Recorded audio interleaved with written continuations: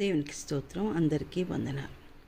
ఈ విశ్వమంతటిలో దేవుణ్ణి ఎక్కువ ప్లీజ్ చేసినది క్రీస్తు. అందుకే ఆయన, ఇదిగో ఈయన నా కుమారుడు, ఈయన యందు నేను ఆనందించుచున్నానని మత్తయి సువార్త 17:5 చెప్తున్నాడు. ఇలాగున మనం కూడా దేవుణ్ణి సంతోషపెట్టాలంటే మనం కూడా క్రీస్తులోకి రావాలి. వేరే మార్గమే లేదు. అప్పుడు కానీ దేవుణ్ణి మనం సంతోషపరచగలం. ఎగ్జాంపుల్, ఒక బకెట్లో ఉన్న నీరు అంతా మంచినీరు అయితే అందులో ఒక మగ్గు వేస్తే ఆ మగ్గులో నీరు కూడా మంచినీరు వస్తుంది. అలా కాకుండా మురికి నీరు ఉన్నాయి అనుకోండి, ఆ బకెట్లో అందులో ఒక మగ్గు పెడితే ఆ మగ్గులో కూడా మురికి నీరు వస్తాయి.